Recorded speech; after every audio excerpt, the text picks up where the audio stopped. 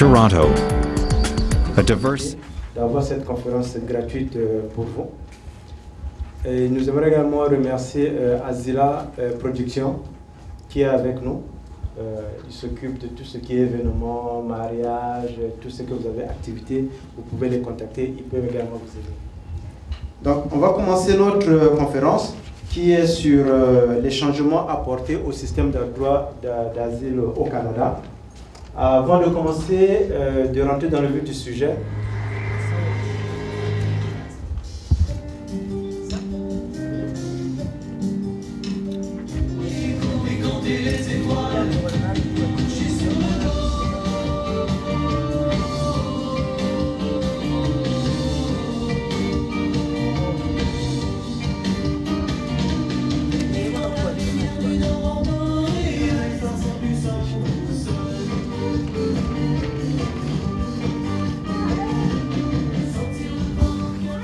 moi, je m'appelle Charlemagne Mfera.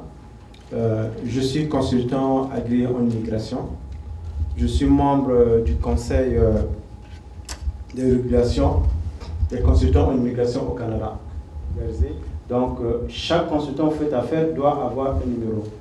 Et je suis en même temps commissaire à la sermentation pour tout le Canada. Parmi nos services, vous allez voir tantôt,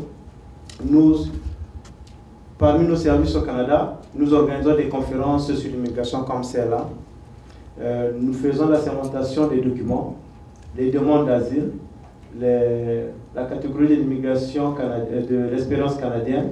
Nous avons également le PEC, le dossier de regroupement familial, les visas visiteurs et super visas. Si jamais vous voulez inviter maman, vous voulez inviter les proches, on peut vous aider pour ça.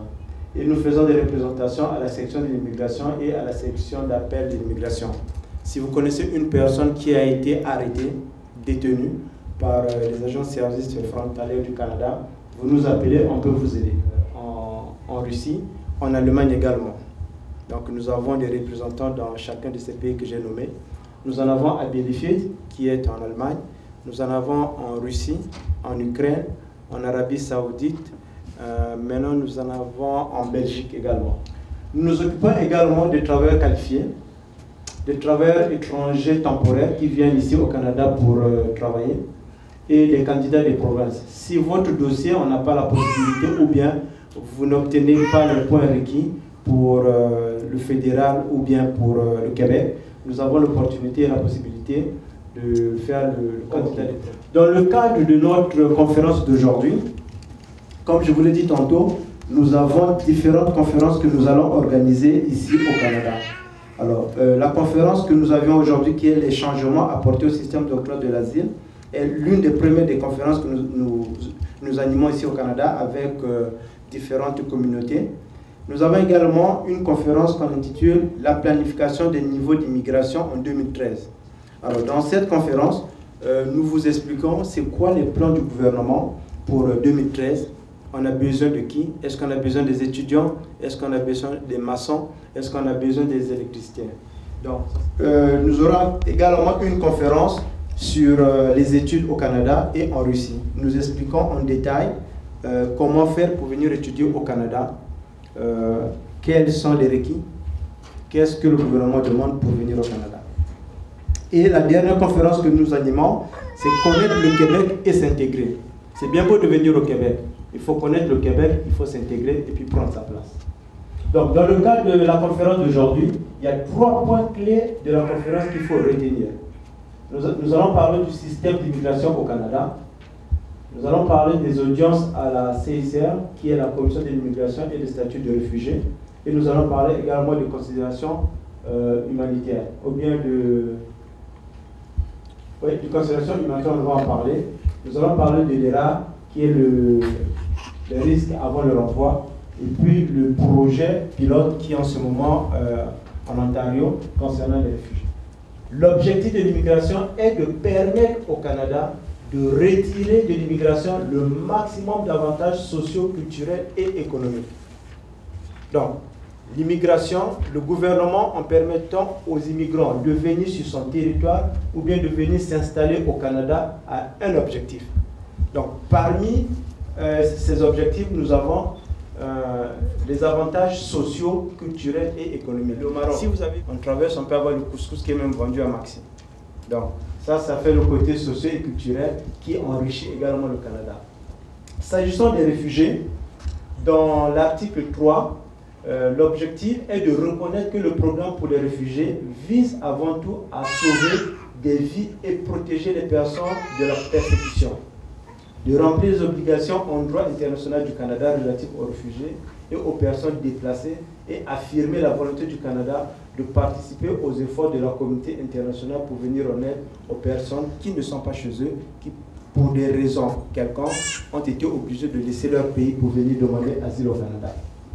C'est sur cette base de ces conventions que le Canada nous donne la possibilité de devenir personne protégée au Canada. Ce n'est pas juste qu'on a voulu le faire, mais c'est parce que le Canada a des engagements sur le plan international. Au Canada, tout le temps, il y a toujours des lois au niveau de l'immigration. Ça s'améliore toujours. Chaque fois, il y a toujours des degrés, il y a des bureaux opératifs qui permettent d'avoir des directions comment faire par rapport à l'immigration. Si aujourd'hui, vous demandez asile au Canada, ça sera par rapport au délai et par rapport aux procédures que je vais vous mentionner dans cette conférence. Parce que nous avons eu des procédures avant et des procédures qui ont commencé maintenant, suite au changement.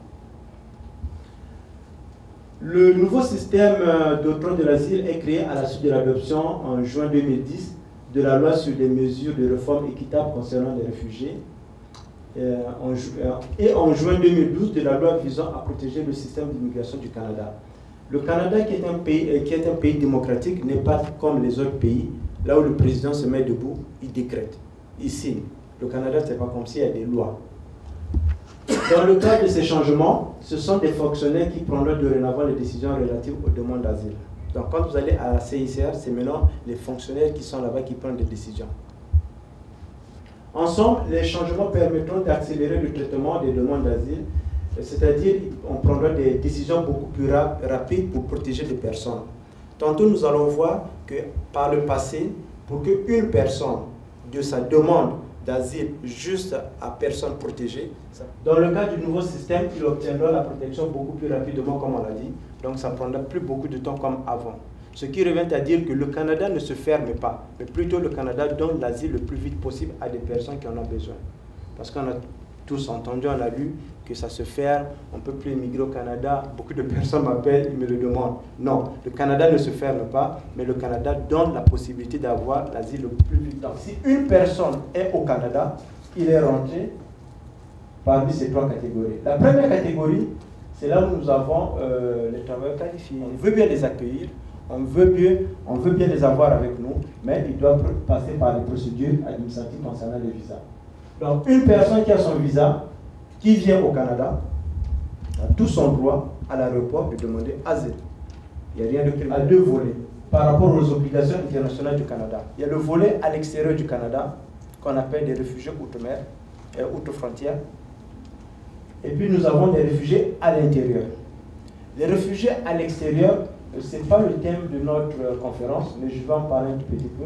C'est des réfugiés qui ont été dans des camps de déplacement, bien dans des pays qui demandent asile au Canada depuis l'extérieur. Donc quand ils arrivent ici au Canada, ils arrivent comme des résidents permanents. Okay? Ils ne suivent pas la procédure comme les réfugiés qui demandent asile directement au Canada. Maintenant, nous avons la deuxième catégorie qui nous intéresse. C'est la catégorie des réfugiés au Canada. C'est des personnes qui arrivent au Canada en tant qu'étudiants, ou bien en tant que visiteurs, ou bien en tant qu'hommes d'affaires, pour des raisons X, demandent asile au Canada. C'est de ces personnes-là que nous allons parler aujourd'hui. L'asile est conféré à une personne si elle répond à la définition des Nations Unies relative aux réfugiés au sens de la Convention, ou si vous êtes une personne à protéger. Donc, si je viens aujourd'hui au Canada, je demande l'asile, ce n'est pas parce que je suis beau ou je ne suis pas beau qu'on me donne ou qu'on ne me donne pas l'asile. Non, je dois rentrer dans la définition de réfugié, conformément à la Convention de Genève.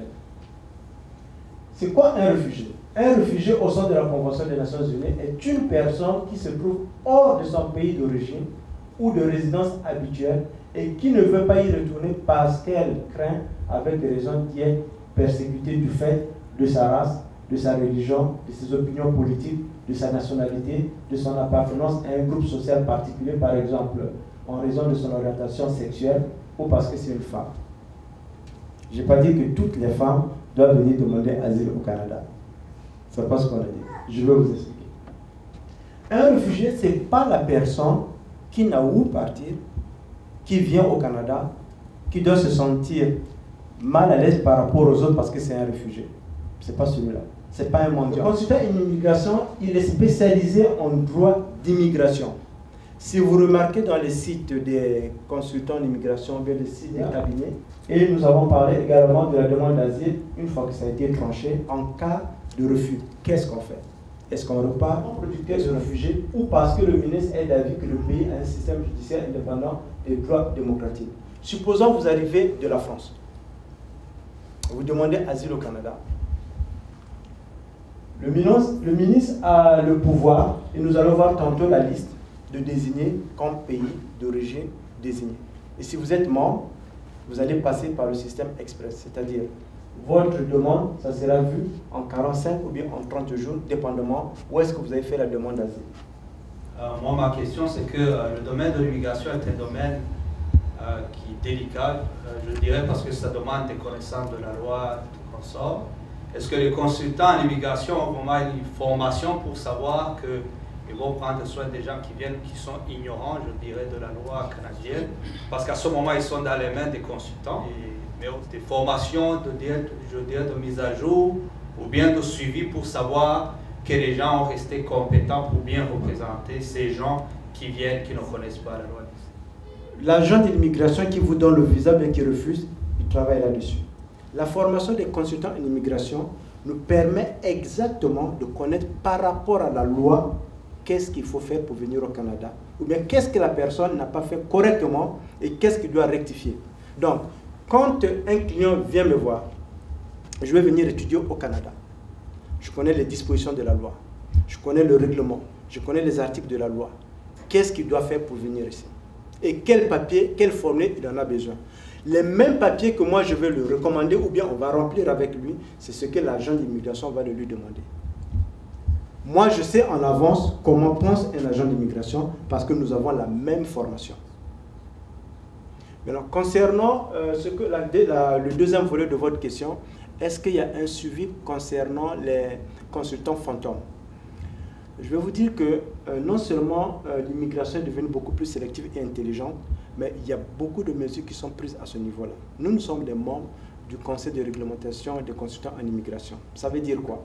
Ça veut dire que si un consultant, comme je vous l'ai dit tantôt, a un numéro, vous pouvez aller sur le site de notre conseil, vous mettez le nom du consultant, vous allez voir, est-ce qu'il est membre et il est agréé ou il n'est pas agréé à fonctionner comme consultant d'immigration. Pourquoi? Parce qu'en tant que membre de cet ordre, nous avons ce qu'on appelle l'assurance. Si jamais j'ai fait une erreur dans votre dossier, vous avez le droit de me porter plainte. Je ne vous ai pas donné de bonnes informations. Vous avez le droit de me porter plainte. Je prends. Par rapport aux formations, oui, nous avons la formation continue. Tout le temps, nous avons des formations qui nous permettent d'avoir comme des points. Parce qu'à un certain moment, si je ne réponds plus aux critères de consultant en immigration en matière de connaissance de la loi ou bien du règlement, je n'aurai plus ce titre de consultant en immigration. Donc tout le temps, nous avons des formations, tout le temps, nous avons toujours l'argent qu'il faut payer. Si vous avez fait la demande, par exemple, le 13, le 12 ou bien avant le 15, vous avez rempli ce qu'on appelle le PIF. Vous avez eu 28 jours pour donner le PIF. Vous êtes passé à l'audience. À l'audience, on vous a refusé. Vous avez fait le recours au niveau de la Cour fédérale. Vous avez fait l'autorisation à la demande. Vous avez pris les 15 jours qu'il faut, comme tout le monde. Une fois que vous avez démontré que la décision qui a été prise par la SPL a des erreurs de fait, soit de droit ou bien les deux en même temps, on peut vous retourner à la SPL pour qu'ils revoient leur décision. On revoit votre dossier avec les nouveaux éléments de preuve. Maintenant, si à ce niveau-là, la Cour fédérale vous dit qu'il n'y a pas eu d'erreur dans votre dossier et que votre dossier n'a pas de fondement pour qu'on vous donne l'asile au Canada, la mesure de renvoi qu'on vous avait donnée sera exécutoire. Vous ne pouvez pas demander l'erreur parce que ça s'applique maintenant à vous. Par contre, si sous certaines dispositions de la loi, vous pouvez demander même ERAR ou bien CH, sous certaines dispositions de la loi. Mais en règle générale, pendant 12 mois, vous ne pouvez pas demander. Et malheureusement, la mesure de renvoi qui était conditionnelle, ou bien qu'on avait mis un sursis, sera exécutoire. Il faut vouloir maintenant quitter le territoire canadien. Maintenant, qu'est-ce qui arrive s'il y a une mesure de renvoi et que je ne suis pas parti du Canada? Je veux me cacher. Qu'est-ce qui arrive? Ça, c'est la chose... Bon, je vais passer au mariage. Au lieu qu'elle se cache, elle passe au mariage. Est-ce que c'est possible qu'elle soit acceptée comme réfugiée ou bien femme... juste ouvrir une parenthèse. Dorénavant, si je me marie avec une personne, que je n'ai pas d'enfant avec elle, quand elle arrive au Canada, bien il arrive au Canada, la personne doit vivre avec vous 2 ans. Et pendant 5 ans, moi qui ai parrainé cette personne, je ne peux pas parrainer une deuxième personne. Donc je dis conditionnel. S'il n'y a pas d'enfant, si je te connais, il n'y a pas 2 ans. Par rapport à votre question, évidemment, la loi est claire là-dessus. Je vais essayer un peu de vous expliquer comment nous pensons en termes de droit. Parce que quand on ne connaît pas... C'était quoi l'intention quand vous êtes marié?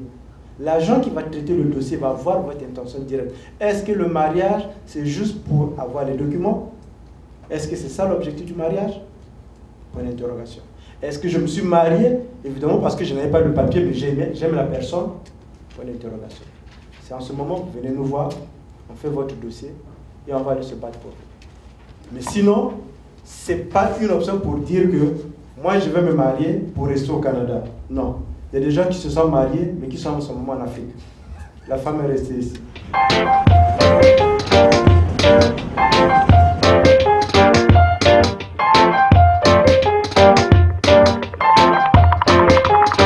Je reviens à Montréal, la tête gonflée de nuages.